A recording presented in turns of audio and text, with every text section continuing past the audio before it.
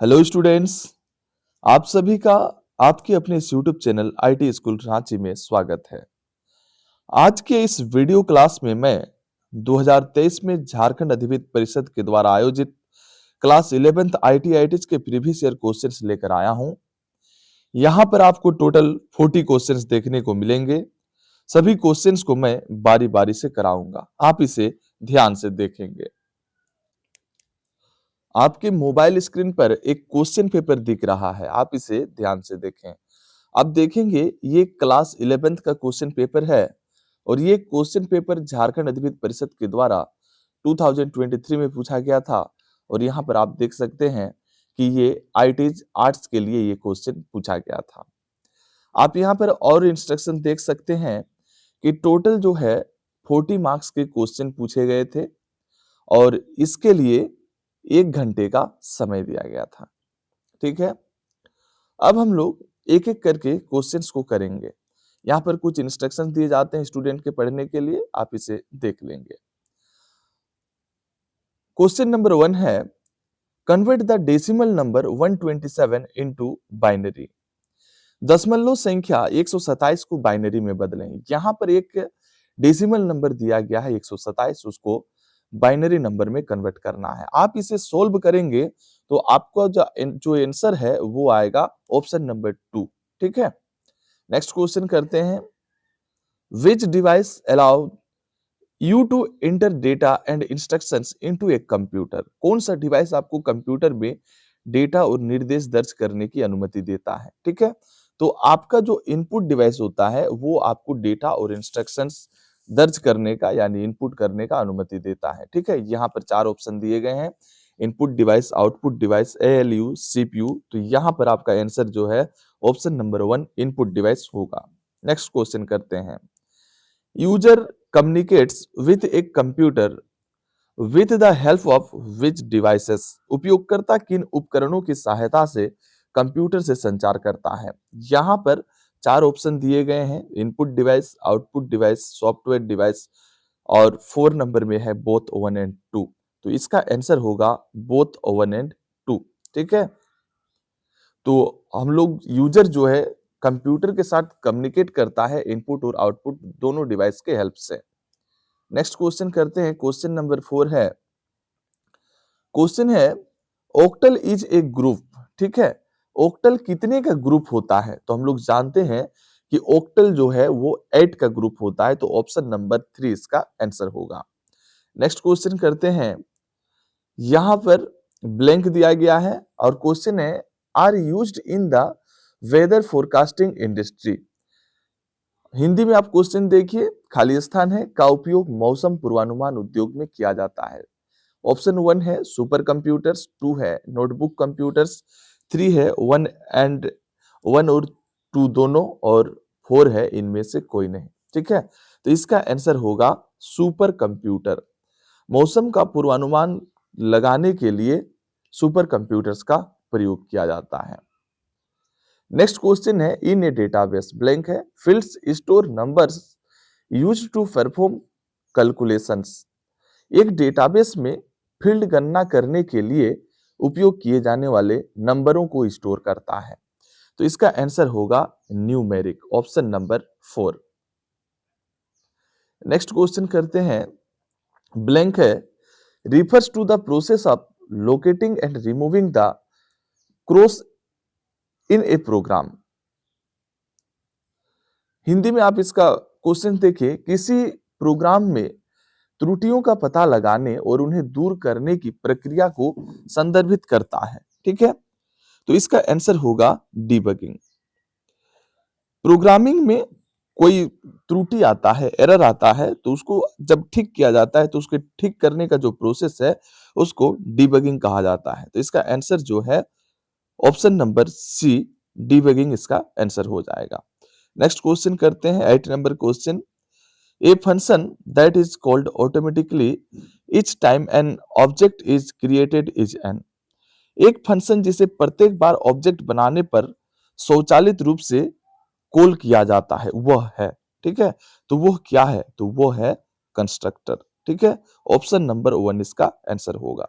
Next question करते हैं, The most effective data type for a variable that stores the letter C is the data type. एक variable के लिए सबसे कुशल data प्रकार जो सी अक्षर को संग्रहित करता है वो है, तो वो क्या है? तो ऑप्शन नंबर 1 इसका आंसर होगा कैरेक्टर। नेक्स्ट क्वेश्चन करते हैं, what is an operating system? Option number 1 है interface between the hardware and application programmes.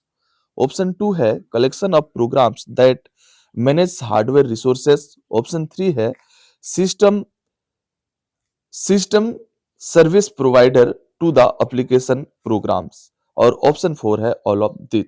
आप इसका हिंदी ऑप्शंस भी देख लें। हिंदी क्वेश्चन क्या है, एक ऑपरेटिंग सिस्टम क्या है? ऑप्शन 1 है हार्डवेयर और एप्लीकेशन प्रोग्रामों के बीच इंटरफेस। ऑप्शन 2 है हार्डवेयर संसाधनों का प्रबंधन करने वाले प्रोग्रामों का संग्रह। ऑप्शन 3 है एप्लीकेशन प्रोग्रामों के लिए सिस्टम सर्विस प्रोवाइडर। इनमें से सभी, तो इसका आंसर जो है इनमें से सभी होगा। ठीक है, एक ऑपरेटिंग सिस्टम क्या है? तो एक ऑपरेटिंग सिस्टम हार्डवेयर और एप्लीकेशन प्रोग्रामों के बीच इंटरफेस के रूप में भी काम करता है, हार्डवेयर संसाधनों का प्रबंधन करने वाले प्रोग्रामों का संग्रह भी है और एप्लीकेशन प्रोग्रामों के बीच सिस्टम सर्विस प्रोवाइडर भी है। नेक्स्ट क्वेश्चन करते हैं। नेक्स्ट क्वेश्चन में फुल फॉर्म पूछा गया है। The term FTP stands for. FTP का फुल फॉर्म क्या होता है? ऑप्शन 1 है फाइल ट्रांसफर प्रोग्राम। ऑप्शन 2 है फाइल ट्रांसमिशन प्रोटोकॉल। ऑप्शन 3 है फाइल ट्रांसफर प्रोटोकॉल और ऑप्शन 4 है फाइल ट्रांसफर प्रोटेक्शन। ठीक है, तो इसका आंसर हो जाएगा option 3 file transfer protocol. Hindi में आप क्वेश्चन देख सकते हैं, एफटीपी पद का अर्थ क्या है? तो एफटीपी पद का अर्थ होगा file transfer protocol, option number 3। Next question है, which one of the following is not a network topology? ये 4 ऑप्शन दिए गए हैं, स्टार, रिंग, बस और पीयर टू पीयर। इसमें से पूछा जा रहा है कि निम्न में से कौन सा एक नेटवर्क टोपोलॉजी नहीं है?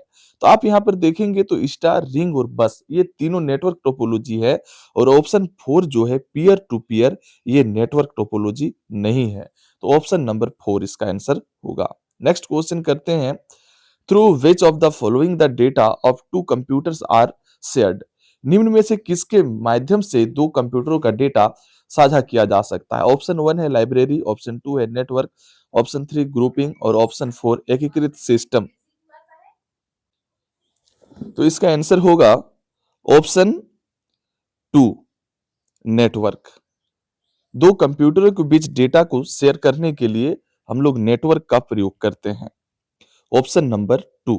नेक्स्ट क्वेश्चन करते हैं, which of the following terms is just the collection of networks that can be joined together? निम्नलिखित में से कौन सा पद केवल उन नेटवर्कों का संग्रह है जिन्हें एक साथ जोड़ा जा सकता है? ठीक है, ऑप्शन 1 है intranet, option 2 extranet, option 3 internet और ऑप्शन 4 लेन। तो इसका आंसर होगा ऑप्शन 3 इंटरनेट। नेक्स्ट क्वेश्चन करते हैं, the application layer of the OSI model is. OSI model की एप्लीकेशन लेयर है। ओएसआई मॉडल 7 होते हैं, 7 होते हैं। इसमें एप्लीकेशन लेयर का कौन सा पोजीशन है? ठीक है, तो एप्लीकेशन नंबर 7 लेयर है। ऑप्शन 4 इसका आंसर होगा 7 लेयर, 7 लेयर। नेक्स्ट क्वेश्चन है, फिजिकल और logical arrangement of network is. Network की भौतिक और तार्किक व्यवस्था है क्या है? Topology, routing, networking, control. तो नेटवर्क की भौतिक और तार्किक जो व्यवस्था है उसको हम लोग कहते हैं नेटवर्क। ऑप्शन 1 इसका आंसर होगा, सॉरी, ऑप्शन 1 इसका आंसर होगा टोपोलॉजी। नेटवर्क की भौतिक और तार्किक व्यवस्था को हम लोग टोपोलॉजी कहते हैं। नेक्स्ट क्वेश्चन करते हैं, which network topology requires a central controller और हब? किस नेटवर्क टोपोलॉजी के लिए सेंट्रल कंट्रोलर या हब की जरूरत होती है? तो आप अगर टोपोलॉजी पढ़े हैं तो आप इसमें देखे होंगे कि स्टार टोपोलॉजी में एक सेंट्रल कनेक्टर की जरूरत पड़ती है। ठीक है, तो यहां पर आंसर होगा ऑप्शन 1 स्टार। स्टार टोपोलॉजी के लिए सेंट्रल हब की जरूरत पड़ती है। नेक्स्ट क्वेश्चन है, ब्लैंक है, फिर topology requires a multi point connection. Topology के लिए मल्टी पॉइंट कनेक्शन की आवश्यकता होती है। किस टोपोलॉजी के लिए? स्टार के लिए, मेश के लिए, रिंग के लिए या बस के लिए? तो इसका आंसर होगा मल्टी पॉइंट कनेक्शन की जरूरत जो है वो बस टोपोलॉजी के लिए पड़ती है, तो ऑप्शन 4 इसका आंसर होगा। नेक्स्ट क्वेश्चन करते हैं, data communication system spanning states, countries और द होल वर्ल्ड इज, राज्यों, देशों या पूरी दुनिया में फैली डेटा संचार प्रणाली है। लेन, वेन, मेन, पेन। ठीक है, तो एक राज्य में या तो दूसरे देशों में या तो पूरी दुनिया में फैली डेटा संचार प्रणाली जो है वो है वेन। तो ऑप्शन नंबर 2 इसका आंसर होगा। नेक्स्ट क्वेश्चन करते हैं, question number 20, a device which is used to boost the signal between two cable segments और वायरलेस एक्सेस पॉइंट्स इज, एक डिवाइस जिसका उपयोग दो केबल सेगमेंट या वायरलेस एक्सेस पॉइंट के बीच सिग्नल को बढ़ावा देने के लिए किया जाता है, वो क्या है? ऑप्शन नंबर 1 में है बूस्टर, 2 रिपीटर, 3 स्विच, 4 राउटर। तो इसका आंसर होगा रिपीटर। ऑप्शन नंबर 2 इसका आंसर होगा। नेक्स्ट क्वेश्चन करते हैं, a device that provides a central connection point for cables is, एक उपकरण जो केबलों के लिए एक केंद्रीय कनेक्शन बिंदु प्रदान करता है, वो क्या है? Option number 1 switch, B hub, C gateway, 4 proxy server. तो इसका आंसर होगा option number 2 hub. Next question करते हैं, a device that helps to prevent congestion and data collisions is called, एक उपकरण जो भीड़भाड़ और डेटा टकराव को रोकने में मदद करता है कहलाता है, क्या कहलाता है? Switch, hub, gateway, proxy server. तो इसका आंसर क्या हो जाएगा? इसका आंसर होगा switch. Option number 2। Next question करते हैं, the user name and email server parts of an email address are separated by symbols, एक ईमेल पते के उपयोगकर्ता का नाम और ईमेल सर्वर भागों को किस प्रतीक के साथ अलग किया जाता है? ठीक है, हिंदी में आप फिर से क्वेश्चन देख लीजिए, एक ईमेल पते के उपयोगकर्ताओं का नाम और ईमेल सर्वर भागों को प्रतीक द्वारा अलग किया जाता है। ठीक है, जब हम ईमेल लिखते हैं तो किस सिंबल के साथ हम लोग दो पार्ट में उसको डिवाइड करते हैं? तो इसका आंसर होगा option number 2 at the rate. ठीक है, जब हम लोग ईमेल एड्रेस लिखते हैं तो आप वहां देखेंगे एट द रेट का वहां पर सिंबल लगता है। नेक्स्ट क्वेश्चन करते हैं, 24 नंबर क्वेश्चन है, gmail.com, yahoo.com, yahoo.co.in, ymail.com, rediff.com, rediffmail.com, fastmail fm, etc are popular. ठीक है, यहां पर आप देखें हिंदी में क्वेश्चन है, वही क्वेश्चन है, हिंदी इंग्लिश सेम है। ठीक है, तो ये जो आप ऑप्शन क्वेश्चन जो देख रहे हैं, gmail.com, yahoo.com, yahoo.co.in, ये जो आप डॉट कॉम वाले जो ये देख रहे हैं, ये आपके सारे जो हैं वो ईमेल सर्वर कहलाते हैं। ठीक है, ईमेल सर्वर्स हैं, gmail.com हो, yahoo.com हो या rediff.com हो। नेक्स्ट क्वेश्चन करते हैं, question number 5, SMTP stands for, SMTP का फुल फॉर्म क्या होता है? बड़ा आसान है, एसएमटीपी का full form simple mail transfer protocol होता है। ऑप्शन नंबर 1 इसका आंसर होगा। नेक्स्ट क्वेश्चन करते हैं, 26 number question, the email ID of the secondary recipient of email is entered in field. ठीक है, ईमेल के द्वितीयक प्राप्तकर्ता की ईमेल आईडी किस फील्ड में दर्ज की जाती है? तो उसको सीसी में दर्ज की जाती है, तो ऑप्शन 1 इसका आंसर होगा। नेक्स्ट क्वेश्चन करते हैं, what does BCC stands for when sending an email, email भेजते समय बीसीसी का क्या अर्थ होता है? तो बीसीसी का अर्थ होता है blind carbon copy. Option number 3 इसका आंसर होगा। नेक्स्ट क्वेश्चन करते हैं, 28 number question, what is antivirus, antivirus क्या है? तो एंटीवायरस एक प्रोग्राम कोड होता है। ठीक है, it is a program code.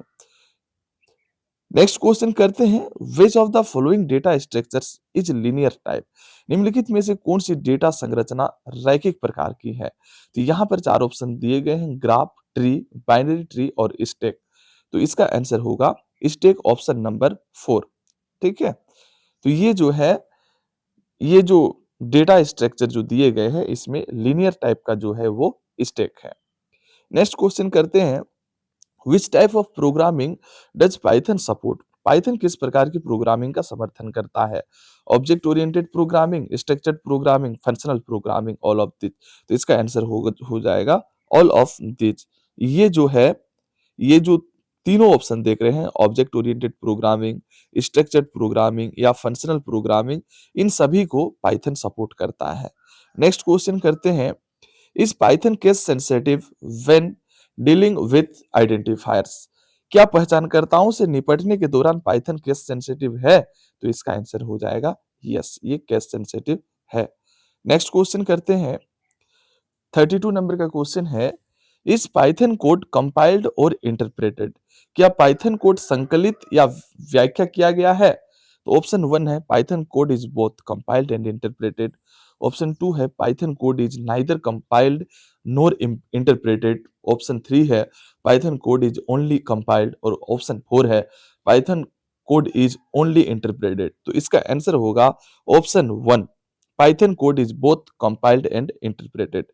Option 1 इसका आंसर हो जाएगा, पाइथन कोड संकलित और व्याख्या दोनों की जाती है। नेक्स्ट क्वेश्चन होगा 33 number question, all keywords in Python are in? Python में सभी कीवर्ड्स होते हैं, कैसे होते हैं? कैपिटलाइज्ड होते हैं, लोअर केस होते हैं, अपर केस होते हैं, और ऑप्शन 4 में है नन ऑफ दिस। तो इसका आंसर होगा, पाइथन के जो कीवर्ड हैं वो लोअर केस में होते हैं। ठीक है, ऑप्शन 2 इसका आंसर हो जाएगा। नेक्स्ट क्वेश्चन है 34 नंबर का question, which one is not internet browser? ये जो चार ऑप्शन दिए गए हैं इसमें से कौन सा इंटरनेट ब्राउजर नहीं है? तो हम लोग सिंपल जानते हैं कि गूगल क्रोम जो है ये इंटरनेट ब्राउजर है, इंटरनेट एक्सप्लोरर जो है ये भी इंटरनेट ब्राउजर है, मोजिला फायरफॉक्स जो है ये भी इंटरनेट ब्राउजर है। तो इंटरनेट ब्राउजर कौन सा नहीं है? तो ये जो आप ऑप्शन 4 देख रहे हैं याहू जो है ये इंटरनेट ब्राउजर नहीं है। नेक्स्ट क्वेश्चन करते हैं, which of the following is a storage device? यहाँ चार ऑप्शन दिए गए हैं, आपको इसमें सेलेक्ट करना है कि कौन सा स्टोरेज डिवाइस नहीं है। एक है, पहला है हार्ड डिस्क, दूसरा है यूएसबी डिस्क, तीसरा है फ्लॉपी डिस्क और चौथा है ऑल ऑफ दिस। तो इसमें कौन सा स्टोरेज डिवाइस उपकरण है? ठीक है, निम्नलिखित में से कौन सा एक भंडारण उपकरण है? तो यहाँ पर जो चार ऑप्शन दिख रहे हैं ये चारों ऑप्शन जो है ये जो ये हार्ड डिस्क, यूएसबी डिस्क और फ्लॉपी डिस्क जो है ये तीनों जो है वो स्टोरेज डिवाइस हैं। तो ऑप्शन नंबर 4 इसका आंसर होगा इनमें से सभी। नेक्स्ट क्वेश्चन करते हैं, आईटीज स्टैंड्स फॉर? ये तो जानना ही चाहिए क्योंकि हमारा सब्जेक्ट ही आईटीज है। तो यहाँ पर इसका आंसर जो है वो option number 1, information technology enabled services, इसका आंसर हो जाएगा ऑप्शन नंबर 1। नेक्स्ट क्वेश्चन करते हैं 37 number question, operating system is the type of? Operating system किस प्रकार का सॉफ्टवेयर है? Application software, system software, interactive software, active software. तो इसका आंसर होगा ऑपरेटिंग सिस्टम जो है, ऑपरेटिंग सिस्टम एक सिस्टम सॉफ्टवेयर होता है। ऑप्शन नंबर 2 इसका आंसर होगा।